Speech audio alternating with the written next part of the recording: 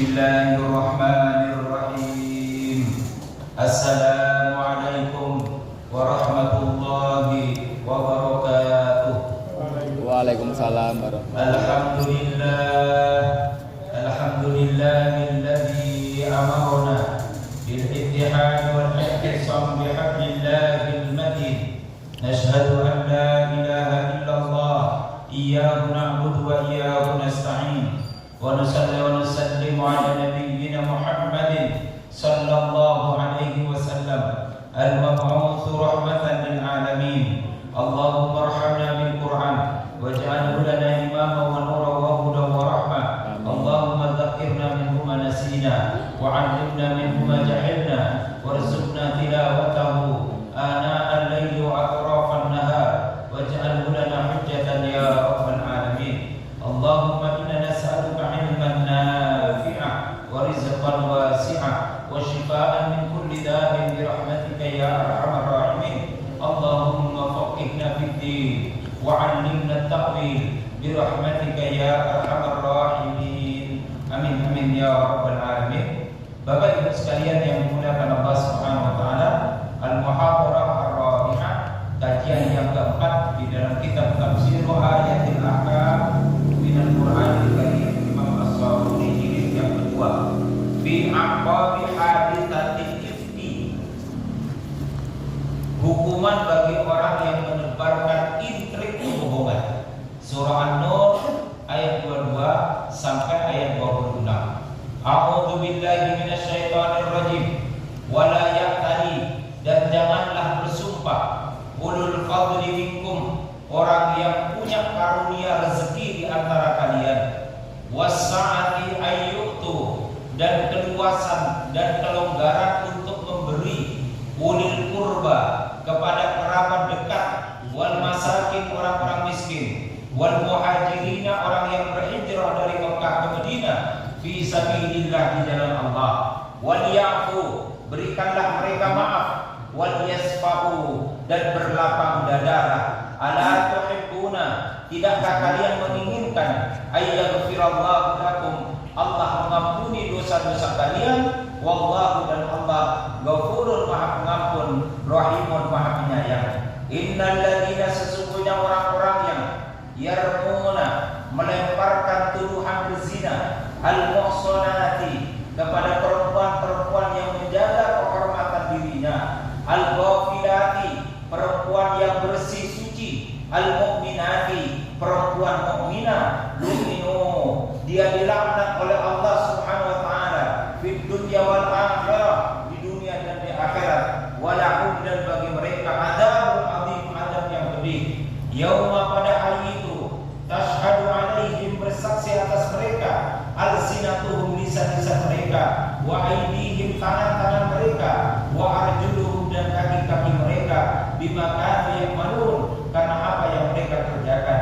Yauma idzin, pada hari itu, yuwaffihimullah, Allah menyempurnakan dinahum, agama mereka, al-haqqa, sebagai agama yang benar, wa ya'lamun, dan mereka mengetahui, annallaha, bahwasanya Allah, wal haqqul mubin, dialah kebenaran yang hakiki.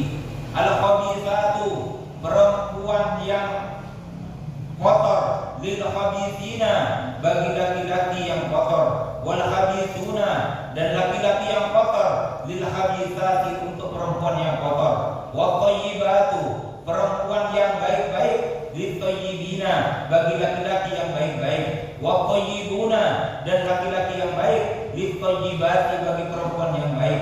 Ulaika, mereka itu, mubarrauna, terlepas, mimma yaqulun, dari apa-apa yang mereka tuduhkan, lahum, bagi mereka, maghfiratun, ampunan, wa rizqun, dan rezeki, karimun, yang mulia di sisi Allah Subhanahu wa taala. Bapak Ibu sekalian yang dimuliakan Allah Subhanahu wa taala, jadi ketika Islam didakwahkan di kota Madinah, tidak semua orang Yahudi, Nasrani, Majusi masuk Islam, tetapi masih ada tetap beberapa orang yang tetap berpegang teguh dengan keyahudian mereka, dengan kenasranian mereka. Salah satu di antaranya adalah Abdullah bin Ubay bin Salul. Satu ketika Bapak Ibu sekalian, pada tahun kelima kenabian atau keempat akhir kenabian, Rasulullah itu akan berperang Lalu diundilah di antara istri beliau, muncullah nama Aisyah radhiyallahu anha. Maka Aisyah mendampingi Rasulullah SAW. Singkat cerita, selesai dari peperangan itu, maka di akhir malam atau sebelum subuh, Rasulullah memutuskan dengan para pasukan untuk bermalam di tempat itu. Maka kemudian Rasulullah bermalam, para sahabat pun semuanya bermalam. Dan pada akhir waktu fajar itu, Aisyah radhiyallahu anha minta izin kepada Rasulullah untuk buang hajat. Maka pergilah Aisyah buang hajat, sehingga Rasulullah tidak mengerti apakah Aisyah radhiyallahu anha sudah masuk ke dalam tandu yang diangkat oleh para sahabat ataukah belum. Tetapi setelah sholat subuh menjelang waktu fajar, Rasulullah perintahkan kepada para sahabat untuk segera bergerak. Lalu kemudian tentara itu berjalan. Tandu yang dikira di dalamnya ada Aisyah pun diangkat. Karena memang tubuhnya Aisyah itu tidak besar, maka disangka oleh para sahabat Aisyah ada di dalam tandu itu. Maka dibawalah tandu itu. Setelah pasukan Rasulullah lewat dari daerah itu, barulah Aisyah balik dari buang hajat, menjumpai Rasulullah dengan para sahabat sudah tidak ada. Sehingga Aisyah radhiyallahu anha tidak berusaha untuk mengejar karena dia seorang diri. Aisyah radhiyallahu anha memilih untuk tinggal di tempat karena pasti mereka akan tahu bahwa saya tidak ikut dengan rombongan, dan agar nanti tidak kebingungan untuk mencari, maka lebih baik saya menunggu di tempat ini. Nah, semampan Aisyah menunggu karena tadi malam Aisyah tidak ikut istirahat, tetapi dia mencari untuk buang hajat sebagai seorang perempuan. Akhirnya di waktu dia menunggu, kemudian dia tertidur. Maka muncullah seorang sahabat, Bapak Ibu sekalian yang dimuliakan oleh Allah Subhanahu wa taala. Seorang sahabat kemudian yang dia ini terkenal, Mu'attal namanya. Jadi seorang sahabat namanya Mu'attal, dia ini terkenal seorang laki-laki yang penidur. Dan payahnya lagi, kalau sudah tidur setengah mati bisa dibangunkan. Ada nggak orang seperti itu? Ada orang penidur, kalau dibangunkan gampang. Lah si Mu'attal ini aneh sendiri. Dia penidur, tapi kalau dibangunkan setengah mati, tidak bangun-bangun. Maka Mu'attal ini sudah biasa. Kalau mendirikan tenda, maka dia mendirikan tenda agak di belakang. Karena khawatir kalau nanti dia ada di tengah-tengah, sahabat ngerti dia dalam keadaan tidur, nanti terhalanglah sahabat ini berangkat, goro-goro bangunkan si Mu'attal ini. Maka Bapak Ibu sekalian, ketika si Mu'attal ini bangun, ternyata pasukan sudah berangkat. Lalu dia kemudian ikut berjalan untuk segera menyusul. Nah, ketika sampai di situ melihat ada baju hitam yang seorang yang tertidur dalam keadaan menggunakan jubah hitamnya. Dan ketika dia melihat dari kejauhan, langsung bisa mengerti, karena Aisyah radhiyallahu anha mengatakan, dulu ketika aku belum menggunakan niqab, kata Aisyah radhiyallahu anha, Mu'attal ini pernah berjumpa dengan Aisyah. Sehingga walaupun Aisyah radhiyallahu anha menutup mukanya, maka sahabat ini langsung bisa mengerti bahwa yang tertinggal itu adalah Aisyah radhiyallahu anha, ummul mukminin, istri Rasulullah Muhammad sallallahu alaihi wasallam. Maka tanya, mengucapkan ucapan salam kepada Aisyah radhiyallahu anha. Lalu kemudian diambillah unta kesayangan miliknya Aisyah radhiyallahu anha, disentuhlah kemudian kaki depannya, kemudian unta itu kemudian duduk. Maka Aisyah dengan menggunakan isyarat, Mu'attal meminta untuk naik ke atas unta itu. Naiklah Aisyah radhiyallahu anha. Tidak ada satu kalimat yang keluar dari Mu'attal kepada Aisyah kecuali ungkapan salam yang pertama kali tadi. Untuk naik pun hanya memberikan isyarat. Dan ketika unta itu berjalan, dipegang oleh Mu'attal di depan, Aisyah di atas, tidak ada sepatah kata pun yang keluar kepada Rasulullah, karena Mu'attal tidak berani. Ini adalah istrinya Rasulullah, ini istrinya kepala negara, ini istrinya panglima perang, ini istrinya seorang qadhi. Maka Mu'attal tidak berani untuk mengeluarkan kata-katanya. Maka ketika naik matahari memasuki waktu duha, tersusunlah rombongan Rasulullah, kemudian berkumpullah kembali Aisyah radhiyallahu anha dengan Rasulullah dengan para sahabat. Tetapi Bapak Ibu sekalian, pada saat itu di kalangan para pasukan dan orang-orang yang ada di sekitar yang dilewati oleh Mu'attal ini, ternyata ada Abdullah bin Ubay bin Salul yang orang Yahudi sangat benci kepada Rasulullah sallallahu alaihi wasallam. Walaupun dia mendapatkan jaminan keamanan di kota Madinah, tetapi dia memandang ketika Mu'attal membawa unta yang dinaiki oleh Aisyah radhiyallahu anha dan tidak ada orang lain lagi selain dua orang itu, itulah yang dipakai oleh orang-orang Yahudi untuk menebarkan apa yang disebut dengan al-ifku, intrik, kebohongan. Jadi kebohongan yang dibuat-buat dalam rangka untuk menjelekkan seseorang, dalam rangka untuk menjelekkan pihak-pihak tertentu. Maka intrik ini lazim sering dikatakan dipakai di dunia politik. Intrik ini lazim digunakan di dunia bisnis. Maka intrik ini juga dilakukan oleh orang-orang Yahudi dalam rangka untuk menjelek-jelekkan Rasulullah Muhammad sallallahu alaihi wasallam. Apa yang disebarkan oleh Abdullah bin Ubay bin Salul? Dia menyebarkan bahwa perempuan suci yang mendampingi seorang nabi yang suci ternyata dia melakukan perbuatan zina kepada seorang laki-laki yang bernama Mu'attal.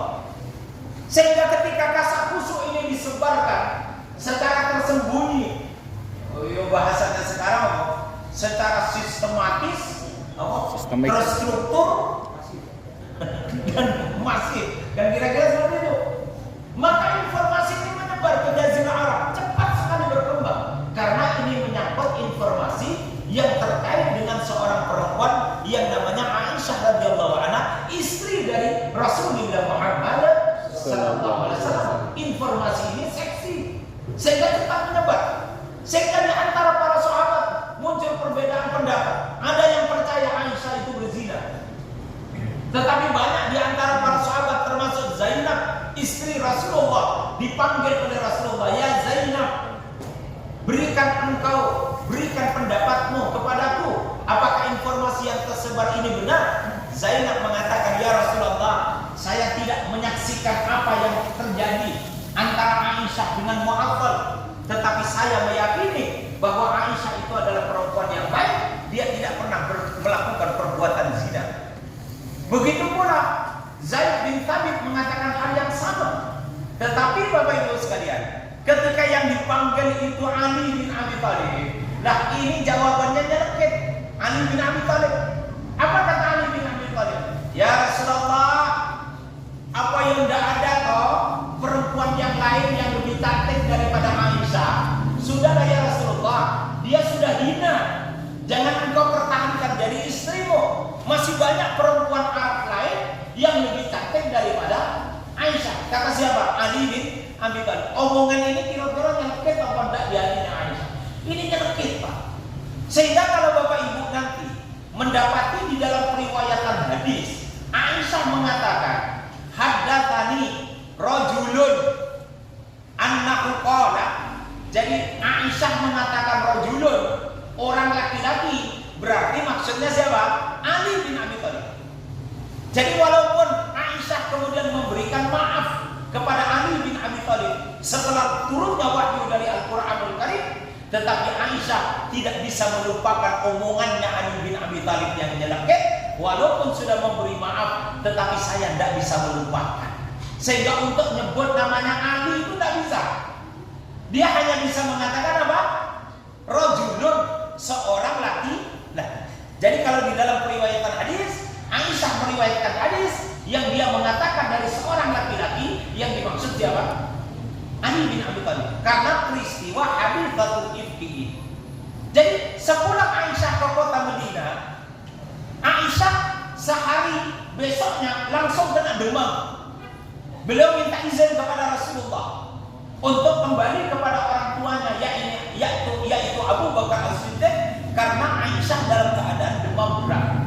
Sehingga Aisyah tidak sempat di awal waktu mendeteksi ada informasi ini. Maka Aisyah sakit, tetapi dia punya firasat yang gak enak.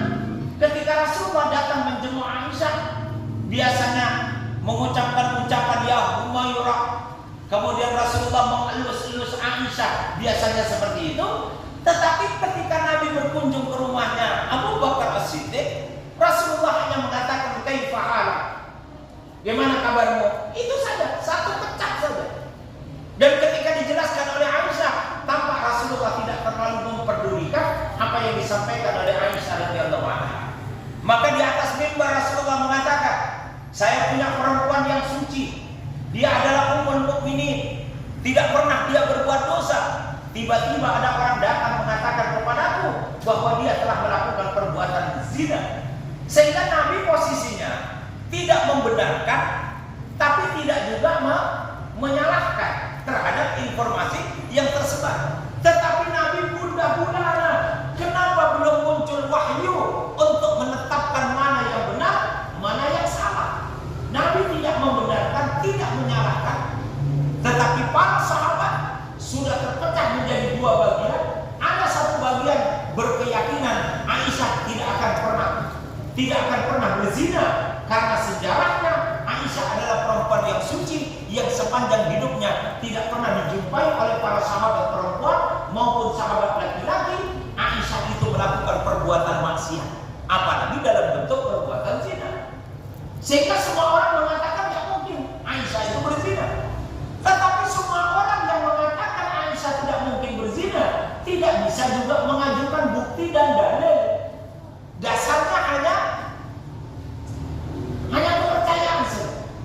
Sementara orang yang berkeyakinan seperti Ali bin Abi Thalib pun tidak bisa mengajukan bukti bahwa benar-benar Aisyah itu berzina. Tetapi semua tuduhan kepada Aisyah didasarkan kepada perbuatannya Abdullah bin Ubay bin Salul yang notabene dia adalah orang Yahudi. Sehingga nanti muncullah bertubi-tubi yang kita kaji 1 bulan yang lalu, bahwa tuduhan seorang suami kepada istri harus disertai dengan 4 orang saksi. Kalau tidak ada 4 orang saksi, maka jangan pernah untuk menuduh istri berzina, karena itu menjadi kedustaan dan tidak mungkin diterima di pengadilan. Tetapi kalaupun kita ini menyaksikan sendiri sebagai seorang suami istrinya berzina dan tidak ada orang yang lain, maka dia bisa menjatuhkan sumpah li'an dengan dia mengatakan sebanyak 4 kali bahwa istrinya berzina. Saya yakin istri saya berzina, saya yakin istri saya berzina, saya yakin istri saya berzina, saya yakin istri saya berzina. Kalau saya tidak benar, semoga saya dilaknat oleh Allah. Barulah itu jatuh sumpah li'an. Maka ulama mazhab kemarin mengatakan kalau sumpah li'an jatuh, berarti jatuhlah talak 3. Tidak boleh lagi. Maka beresiko. Kalau misalnya jangan pakai talak li'an, Pak. So pengerti setelah pisah 1 bulan, tak tahunya kangen. Setelah kangen apa yang terjadi? Tidak boleh lagi bercampur dengan istrinya. Jangan seperti orang yang dulu pernah saya ceritakan, kaya raya, emosi berat kepada istri, langsung ditalak 3. Setelah pisah dengan istri 1 bulan, rupanya dia masih kangen sama istrinya, tapi udah kadung ditalak 3. Lalu gimana caranya? Dia panggillah sahabatnya, Mas, kamu nikahi istri saya, wes, kamu nanti saya kasih insentif 300 juta. Biaya nikah saya yang bayarin, biaya per bulan saya yang bayarin. Tapi jangan lebih dari 1 bulan, tolong istri saya kamu ceraikan. Setelah dinikahi dengan kesepakatan di atas kertas seperti itu, setelah 1 bulan ternyata nggak dicerai-ceraikan.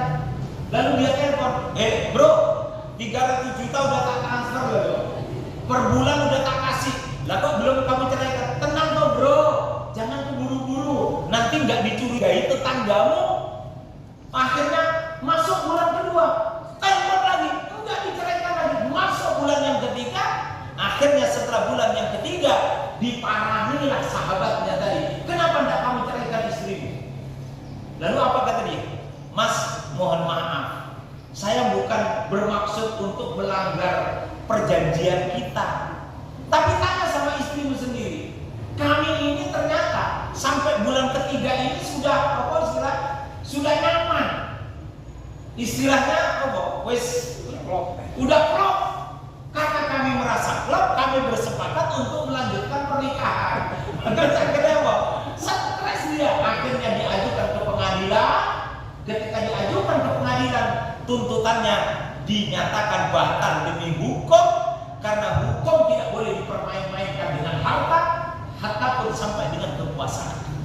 Bapak Ibu sekalian yang dimuliakan Allah Subhanahu wa taala, termasuk di antaranya yang mempercayai Aisyah itu berzina, itu namanya Mistah. Mistah itu